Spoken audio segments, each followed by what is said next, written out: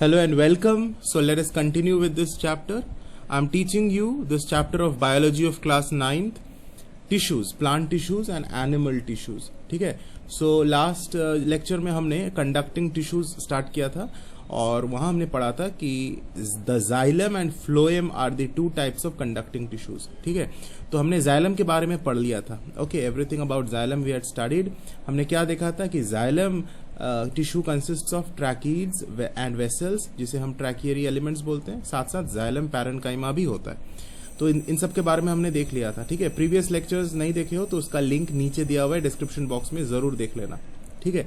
तो अभी हम फ्लोएम स्टार्ट करने वाले हैं. तो याद रखना हम पढ़ रहे कंडक्टिंग टिश्यूज, प्लांट्स के कंडक्टिंग टिश्यूज पढ़ रहे हैं, जिसमें हमने दो तरीके के कंडक्टिंग टिश्यूज के नाम पढ़ लिए था, xylem and phloem. Okay. Xylem के बारे में क्या पढ़ा था कि xylem is responsible for the upward movement of the water and other materials. देखो यहाँ पे मेनली ये यहाँ पे लिखा हुआ है, देखो जाइलम का, they provide for upward movement. तुम्हें दिख रहा है इधर अपवर्ड मूवमेंट, मेरा पॉइंटर को देखो यहाँ जहां पे है उधर ध्यान से उस लाइन को देखो. They provide for upward movement of water and dissolve materials absorb from the soil. ये जाइलम का फंक्शन था. अब फ्लोएम में आता है. फ्लोएम भी कंडक्ट करता है, लेकिन फ्लोएम मेनली डाउनवर्ड मूवमेंट को कंडक्ट करता है, बट सिर्फ डाउनवर्ड भी नहीं, अपवर्ड को भी करता है. Okay. Xylem is exclusively for upward movement, conducting water and other dissolve minerals in upward direction. Phloem दोनों, upward as well as downward. Okay. Downward also and upward also. लेकिन downward क्या upward क्या वो अब पढ़ेंगे. अब let us start. Phloem cells, फ्लॉस का मतलब होता है bark, provide a passage for the downward movement of food manufactured in the leaves.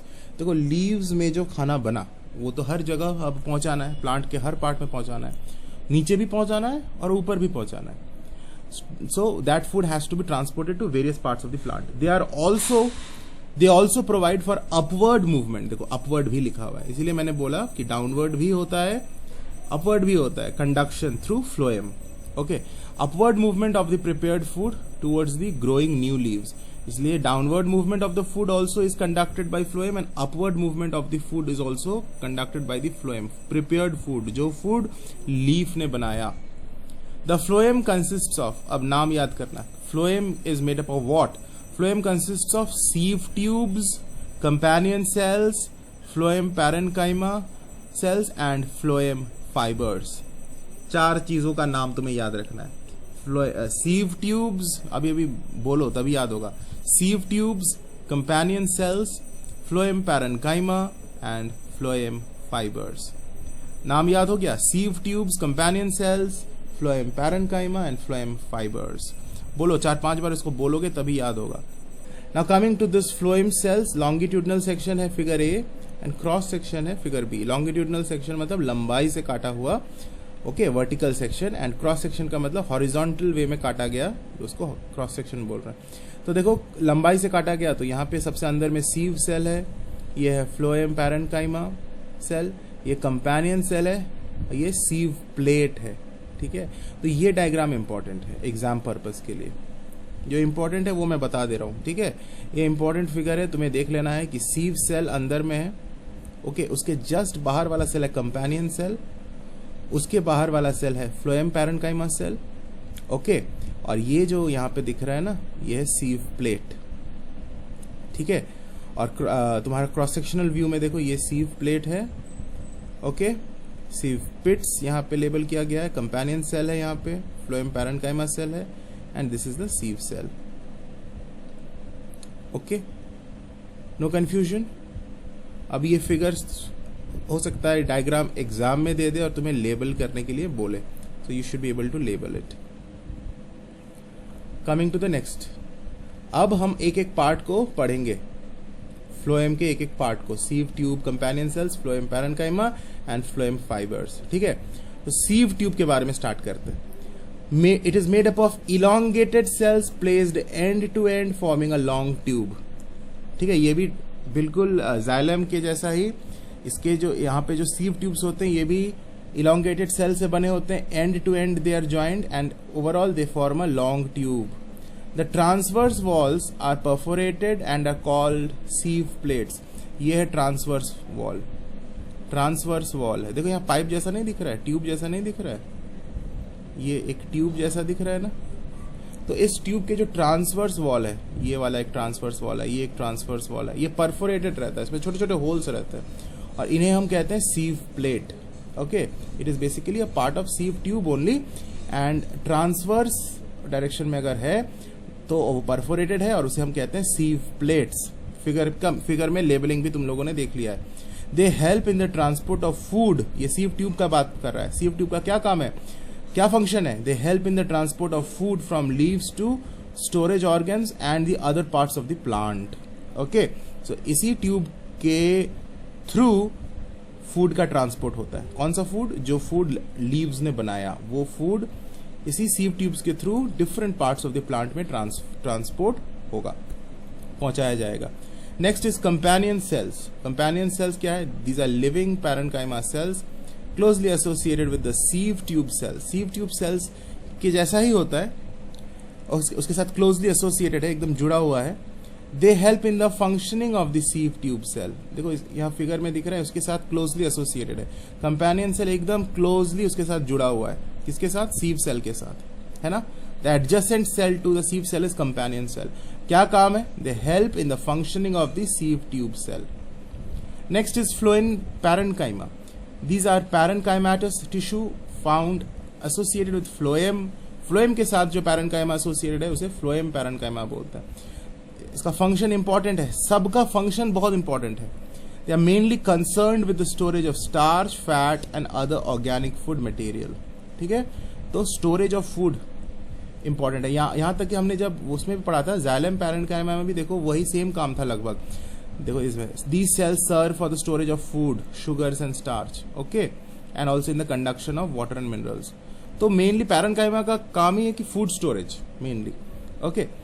So mainly concerned with the storage of starch, fat and other organic food material. And the last but not the least क्या है? Phloem fibers. Last part of the phloem.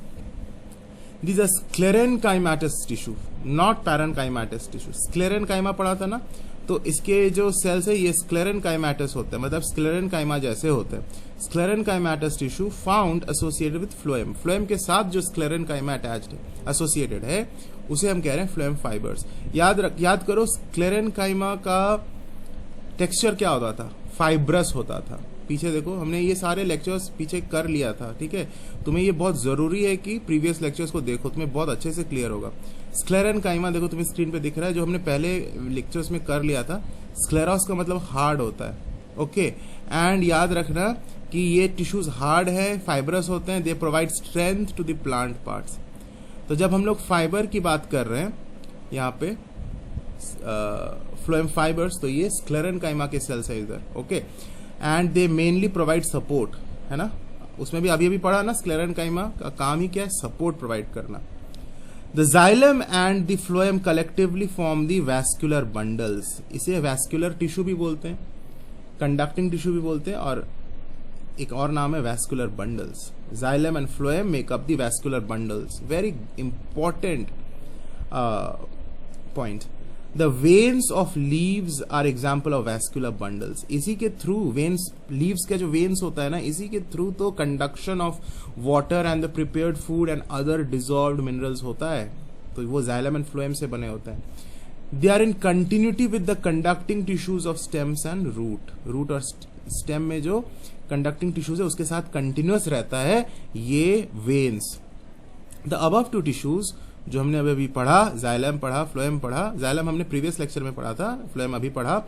Are also termed as complex tissues. इन्हें complex tissue भी बोलते हैं, okay. यानी vascular bundles को complex tissues बोलते हैं।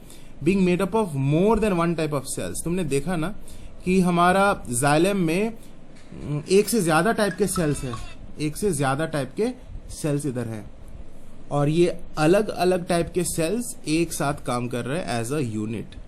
और अलग अलग टाइप के सेल्स है, इसीलिए हम इसे कॉम्प्लेक्स टिश्यूज बोल रहे हैं। इसके बाद ये प्रोग्रेस चेक है, ठीक है। और प्रोग्रेस चेक का आंसर तुम्हें याद होगा, प्रीवियस चैप्टर में भी मैंने क्या किया था कि एक पीडीएफ फॉर्मेट में सारे एक्सरसाइजेस का सोल्यूशन तुम्हें प्रोवाइड कर दिया था।